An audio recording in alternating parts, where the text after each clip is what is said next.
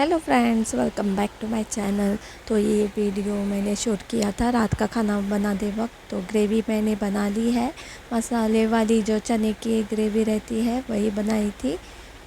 Morning में मैंने खाना नहीं बनाया था तो इसीलिए इवनिंग में बना लिया था। तो अब बारी थी चपाती बनाने की, तो मुझे बीच में ही याद आया मैंने पीने का पानी बॉयल होने के लिए नहीं रखा हुआ था, तो वो रख दिया।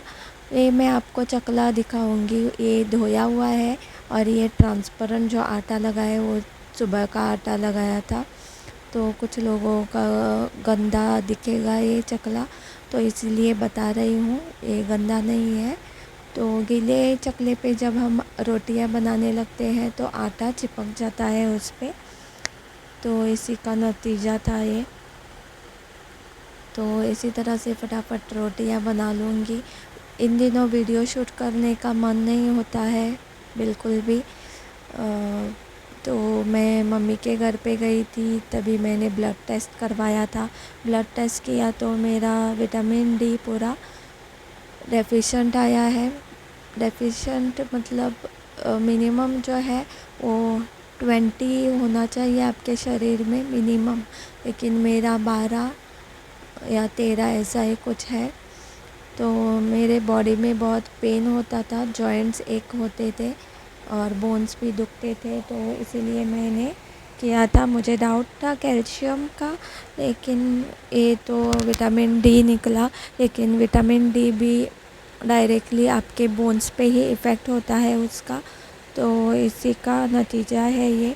और मैं धूप में भी नहीं जा पाती बेबी को लेके।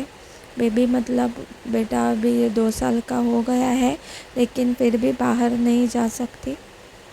अगर बाहर गई तो मुझे गोदी में उठाने को बोलेगा, तो फिर से मेरा बैकबोन भी इशू है, स्पॉन्डिलाइसिस है। तो इसीलिए जब मैं उसे गोद में लेती हूँ या पकड़ के घुमाती हूँ तो मेरे पीठ में ज़्यादा दर्द होने लगता है। तो इसीलिए मैं बाहर ही नहीं जाती, कभी उसे मेरे पति बाहर लेके जाते हैं। लेकिन मॉर्निंग में तो पॉसिबल ही नहीं है, मॉर्निंग में इतना सारा काम रहता है। एक ही गैलरी है, उसमें थोड़ा सा सन के रेज़ आते हैं मॉर्निंग में 8 बजे, लेकिन उतने भी नहीं आते कि आपके पूरे शरीर पे पड़ जाए।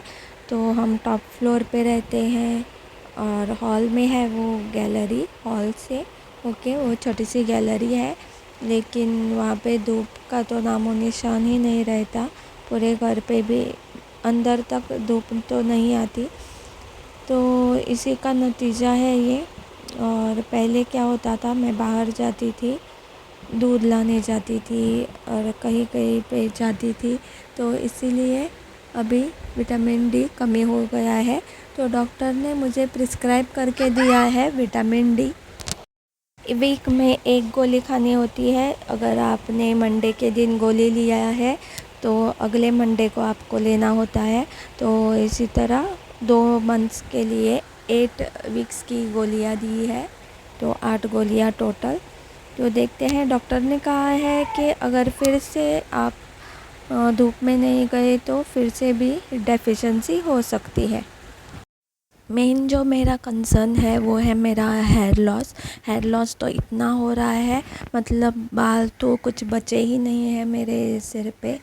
तो हेयर लॉस और जॉइंट पेन, इसी का टेंशन है। और हेयर लॉस भी विटामिन डी के कारण हो जाता है, और बाकी के न्यूट्रिशनल डेफिशिएंसी तो पक्का ही होंगे, वो सारे मैंने टेस्ट नहीं किया है। और कैल्शियम भी मेरा 9 है, जो मिनिमम 8.5 होना चाहिए, तो वो 9 है, तो बॉर्डर पे ही है। और बाकी के विटामिन्स जो विटामिन B12 और बायोटीन जो भी रहते हैं वो भी डेफिशिएंसी पक्का ही होगी। तो अभी मैं कंसल्ट करने वाली हूँ डर्मेटोलॉजिस्ट या स्किन स्पेशलिस्ट को दिखाने वाली हूँ, तभी कुछ मेडिसिन ले पाऊँगी बालों के लिए।